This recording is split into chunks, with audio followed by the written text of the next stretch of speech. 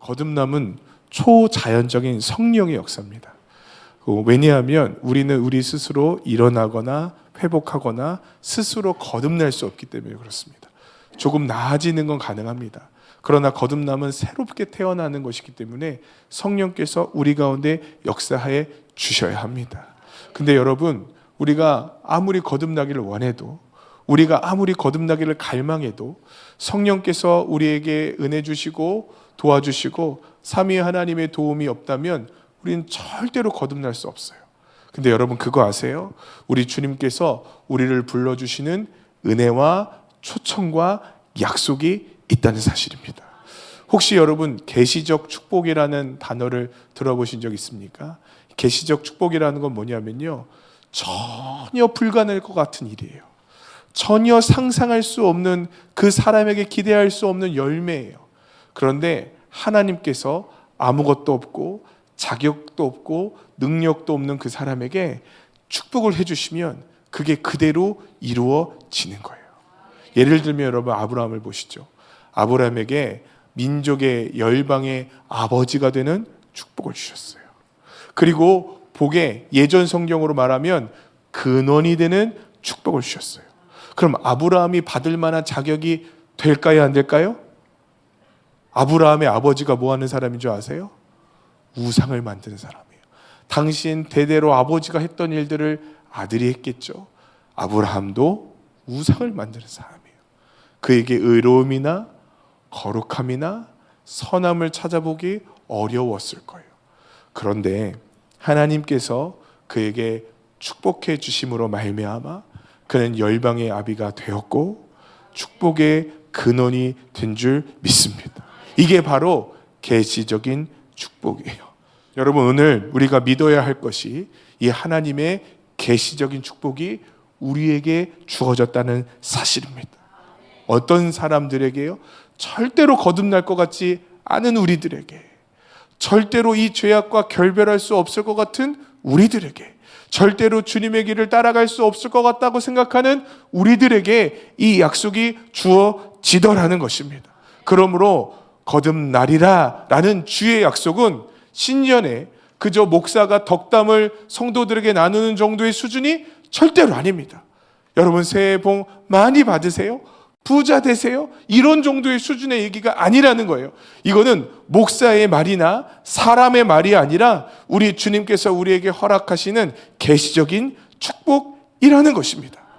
그분께서 우리가 받을 수 있을 만한 자격이 하나도 없는데, 왜냐하면 성경에 써 있어요. 1장 15절의 말씀 읽겠습니다. 화면을 통해 읽습니다. 시작. 욕심이 잉태한 즉 죄를 낳고 죄가 장성한 즉 사망을 낳느니라. 아멘. 여러분, 죄의 싹은 사망이래요. 우리는 다 죽어있는 사람들이에요. 살아있는 사람이 아니에요. 생명이 없는 사람이에요. 소망이 없는 사람이에요. 그런데 하나님께서 의지를 가지시고 소망을 가지시고 아브라함이 받을 만한 자격도 조건도 되지 않았을 때 그에게 복의 근원이 되는 축복을 주셨던 것처럼 오늘 우리에게 받을 만한 자격도 조건도 없지만 우리에게 거듭남을 주시겠다고 약속해 주시더라는 거예요. 여러분, 우리는 거듭나기를 소망합니다. 그런데 우리의 열망만으로 될까요? 바알과 아세라 선지자들이 아무리 죽어있는 바알신과 아세라신에게 절을 하고 기도를 하고 몸을 찢고 별의별 쇼를 다해도 그들은 불을 경험하지 못했어요. 왜요? 열정이 부족해서가 아닙니다. 노력이 부족해서가 아니에요. 그들의 신은 죽어있기 때문이에요. 여러분, 오늘요, 하나님이 그 약속을 우리에게 주지 않으셨다면 우리 예배는 무의미해요. 거듭나고자 하는 열망 자체가 무의미하더라는 거예요. 그런데 오늘 성경은 뭐라고 얘기하냐면 이것이 나의 뜻이다라고 얘기하는 거예요. 우리의 뜻을 따라가 아니라 하나님 아버지의 뜻을 따라 우리를 십자가로 낳으셨다라는 것이 성경의 증언이라는 거예요. 주님께 가고 싶으세요? 그것을 우리가 원하는 것이 아니라 주님이 원하십니다.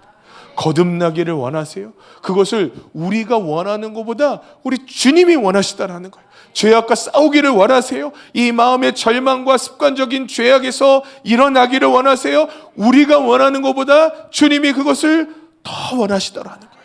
여러분, 우리가 먼저 기억해야 될 것은 우리의 거듭남은 주님의 원함이요, 주님의 갈망이요, 주님의 뜻이라는 것입니다. 아니, 주님이 이렇게 우리를 사랑하시고 주님이 이러한 의지와 뜻이 있으신데, 그런데 우리는 왜 세상과 연합하여 살죠, 여러분? 이상하지 않으세요? 그런데 우리는 왜 여전히 회색지대에 머물러 살아가고 있죠? 왜 그러냐면요, 우리의 불신 때문이에요. 목사님, 무슨 말이세요? 우리는 하나님을 불신하지 않아요. 우리는 하나님을 대놓고 저주하거나 그분의 존재를 무시하지 않아요. 그러나 우리가 불신한다고 얘기하는 이유는 우리에게 주신 약속을 믿지 못하기 때문이라요. 주님이 우리를 사랑하신다는 약속, 주님이 우리를 거듭나기 위하여 그분의 아들을 주셨다는 약속이 사실 우리에게 믿어지지가 않는 겁니다. 제가 영상을 보다가 재미난 영상 하나가 있었어요. 충청도 아이의 거절법이래요. 이 아이가 아마 충청도 출신인가 봐요. 그런데 맛있는 쿠키를 먹고 있는데 쿠키 봉지를 따면서 엄마한테 뭐라고 얘기하냐면, 엄마, 이 쿠키를 내가 엄마한테 너무너무 주고 싶은데 무엇을 줘야 될지 고민해서 못 주겠어. 그러니까 엄마가 아들이 정말 쿠키를 주는 줄 알고, 아, 괜찮아, 엄마 아무거나 먹어도 돼, 네가 주고 싶은 거 줘. 그랬더니 얘가 가만히 있다가, 아니 엄마, 내가 무엇을 주어야 할지를 결정하는데 너무 시간이 오래 걸려. 뭘 줘야 되지? 그리고 자기는 먹고 있는 거예요, 계속. 그러니까 엄마가, 아니야, 엄마는 눈치가 되게 없는 거죠. 엄마는 그냥 네가 먹기 싫은 거, 먹고 싶지 않은 거 그냥 아무거나 주면 돼, 괜찮아. 그랬더니 아이가 뭐라고 하냐면, 아니 엄마, 내가 엄마에게 무엇을 줘야 될지를 고민하는데 시간이 너무너무 오래 걸려. 뭘 줘야 될지 모르겠어. 이제 엄마가 알아듣는 거예요. 야, 그럼 주기 싫으면 주기 싫다 그래. 그랬더니 아이가 이실직고를 하는 거예요. 주기 싫어. 그래서 안 줬어요. 제가 이 영상을 보다가 한참 웃었거든요. 근데 이게 우리가 주님을 대하는 태도구나라는 생각이 있었어요. 여러분, 사실 우리는요, 믿기 싫은 거예요. 아니, 믿을 수가 없어요. 믿어지지가 않아요. 근데 우리가 또 자존심이 있지 않습니까? 주님 믿어지지 않습니다, 믿기 싫습니다, 우리 입으로 절대 얘기 못하죠. 왜냐하면 우리는 양반이니까. 주님 따라가려면 심사숙고가 필요합니다. 그러는 거 아니겠어요? 주님, 우리는 주님을 따라가려면 고민도 좀 해야 되고 기도도 좀 해봐야 되고 주님의 말씀이 진짜인지 아닌지 검증도 좀 해봐야 되니까 우리에게 시간을 좀 주세요 라고 유보하고 있는 건 아닐까요? 사실은요, 거절하는 거예요. 사실은요, 믿지 않는 겁니다. 이 하나님의 약속을 믿어야 할지, 이 약속을 정말 의지해도 될지. 마치 우리는 어떤 상태냐면요, 하나님의 약속이 부어졌지만 믿지 못하는 아브라함, 그래서 갈대아 우르를 떠나지 못하고 하란에 머물러 있는 그런 정도의 수준의 믿음, 그게 우리의 모습이 아닌가 하는 생각이 드는 거예요. 주님께서는요, 이 뜻과 계획을 우리 인생에 성실하게 지금도 실행하고 계십니다. 그럼 어떻게 실행하고 계신가요? 두 가지만 나누고 오늘 설교를 마쳤으면 좋겠어요. 첫 번째 한번 따라해 보실까요? 그분은 간섭하신다. 여러분, 하나님이요, 우리를 거듭나게 하는 이 계획을 실행하기 위해서 어떻게 하시냐면요, 우리 인생에 간섭하시는 거예요. 간섭이 뭐예요? 자꾸 방해하는 거예요. 간섭이 뭐예요? 자꾸 방향을 트는 겁니다. 간섭이 뭐예요? 자꾸 무엇으로 막는 거예요. 왜냐하면 우리는 이 길로 걸어가다가는 사망으로 직행할 수밖에 없기 때문에 그래요. 여러분, 성경에요, 우리 주님께서 우리가 죄인이기에, 우리가 죽어있기에 우리를 살리셨다고 기록하고 있지. 우리가 잘 가고 있는데, 우리가 축복받은 존재였는데 우리 인생에 개입하셨다고 절대 얘기하고 있지 않아요. 우리 주님께서 우리에게 간섭하시는 이유는요, 우리를 살리시기 위함입니다. 폴 워셔라는 목사님이 이런 설교를 하시더라고요.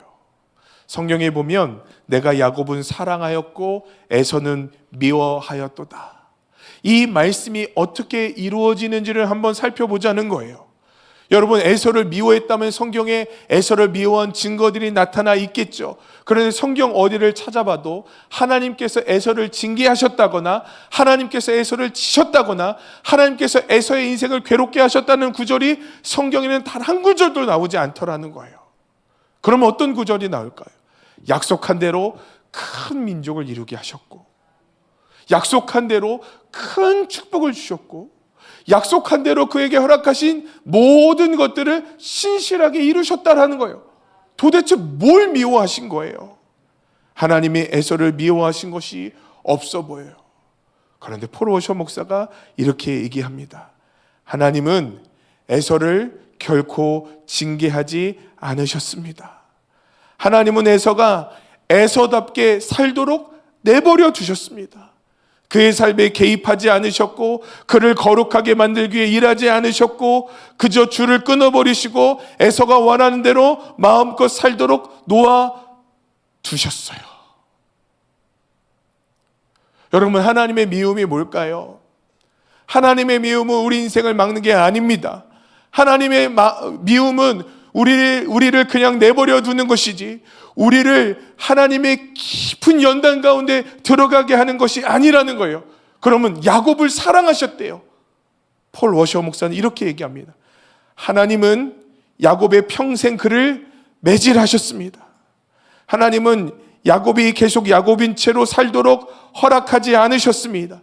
야곱은 속이는 자였지만 그가 하나님의 아들이 되었을 때 하나님은 말씀하셨습니다.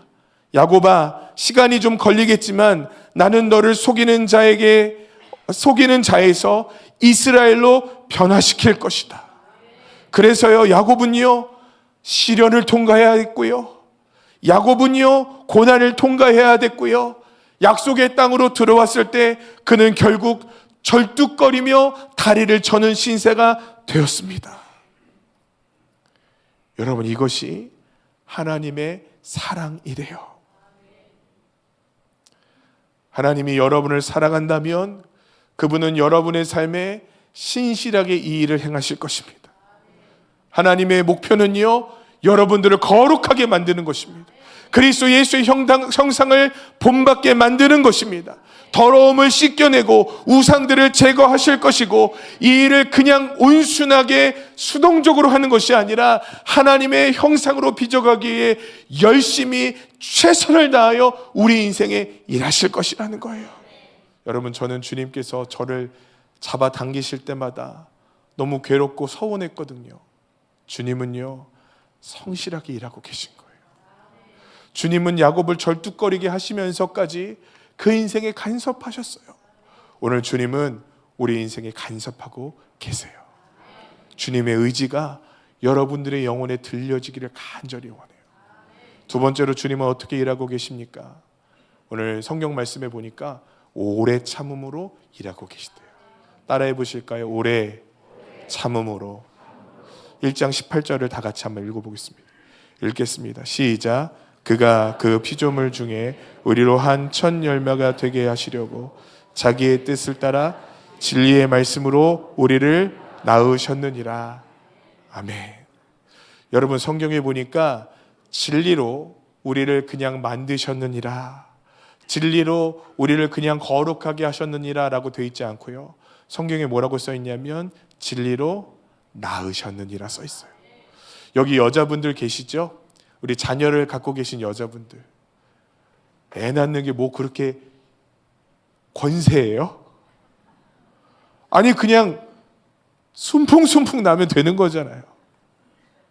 이런 얘기하면 우리 성도님들 막 화가 날 거예요. 목사님이 그 마음을 알아요.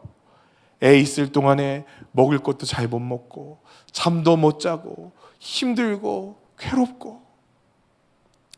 이게 제가 먼저 얘기해도 좋을지 모르겠는데 이건 얘기하지 말게요, 여러분. 그랬더니 여자분들이요 얼마나 서운해 하시든지, 어떤 분들이 오셔서 저한테 목사님 셋째 낳으셨으니까 너무 예쁘죠? 너무 예뻐요. 그럼 넷째도 낳으세요 그러는 거예요. 여러분, 그건 제 권한의 밖의 일이에요. 그건 저희 아내한테 물어보세요. 제가 우리 청장년분들 첫째, 둘째 이렇게 낳고 지난주에도 둘째 낳겠다고 기도하러 가신 성도님들 기도해드리고 농담으로 꼭 그랬어요. 그럼 셋째는 언제 나세요? 넷째는 언제 나세요? 그럴 때마다 손사래를 쳐요. 목사님 더 못 나요, 더 못 나요. 애 낳는 게 뭐 그리 대수라고. 아니죠. 애 낳는 게 얼마나 힘들어요. 애 낳는 게 하루아침에 되던가요, 여러분? 수많은 날들을 괴로워하고 참아야 하고 견뎌야 하고, 또 애가 나면 자동적으로 크는 줄 알았어요. 톰슨 가젤이나 기린처럼 태어나면 저절로 일어나 걷는 줄 알았거든요. 아니에요. 그걸 키우는데도 얼마나 많은 수고와 헌신이 필요한지를 특별히 우리 여자 성도님들은 다 아실 거예요. 근데 여러분, 주님께서 우리를 자녀로 만드실 때 성경에 뭐라고 기록되어 있냐면요, 너희를 낳았다 그랬어요. 그 말은 뭐냐면 주님이 수고하셨다는 거예요. 이 말씀은 뭐냐면 주님께서 우리를 오래 참으시고 견디고 견뎌서 저와 여러분들을 꿈꾸고 계셨다라는 거예요. 마치 산모가 그 태아를 품고 기도하며 꿈꾸는 것처럼 우리를 낳으시고 우리를 거듭나게 하실 때 우리 주님은 우리를 그냥 낳으신 것이 아니라, 만들어져라 얍하고 만드신 것이 아니라 산모가 아이를 잉태한 것처럼 그렇게 우리를 낳으셨다는 거예요. 오래 참음으로 일하고 계세요.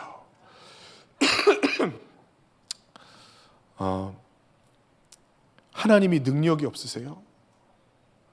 하나님이 고통과 치부를 견딜 만한 이유가 어디 있으세요? 예수님이 십자가에 달리실 때 주님께서 이렇게 말씀하셨어요. 마태복음 26장 53절에 보니까 너는 내가 내 아버지께 구하여 지금 12군단 더 되는 천사를 보내시게 할 수 없는 줄로 아느냐? 다 할 수 있는 거예요.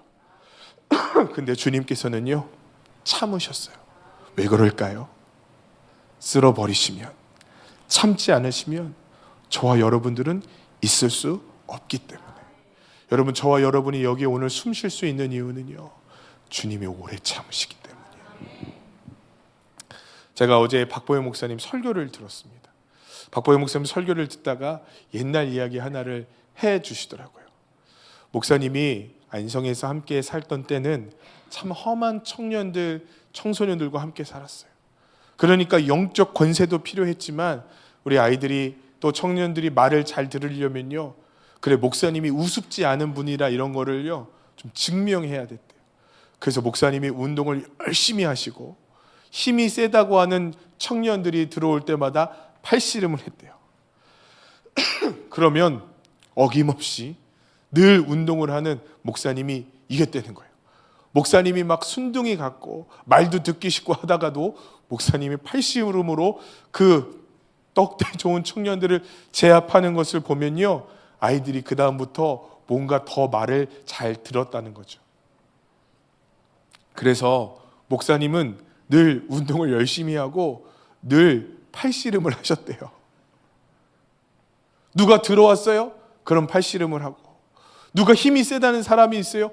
그럼 팔씨름을 하면 우리 목사님은 힘도 세구나, 그러니까 함부로 대하지 말아야겠지 라고. 그러니까 저희 목사님이 진짜 열심히 사신 거예요. 어떻게든 한 사람의 인생을 변화시켜 보려고 정말 애를 쓰신 거예요. 근데 하루는 그 동네에 유명하다고, 이 사람을 이길 사람은 아무도 없다고, 깡패들도 이 사람은 못 이긴다고 하는 사람이랑 제발 팔씨름을 해달라고 같이 살고 있는 청년들이 막 조르더라는 거예요. 목사님 팔씨름 하러 가요. 팔씨름 하러 가요. 그래갖고 목사님이 갔대요. 갔더니 중국집 하나가 이렇게 나왔는데 거기에 중국집 주방장이 그렇게 힘이 세다고 소문났다는 거예요. 그래서 원정으로 팔씨름을 하러 가셨어요. 갔더니 주방장이 칼을 딱 내려놓더니 목사님이시라고요? 한판 하시죠 하고 중국집에서 팔씨름을 하시는 거예요. 손을 잡는 순간 알았대요. 졌구나. 아니, 잡아보면 알거든요. 손을 잡는 순간 졌구나 하는 걸 아셨다는 거예요.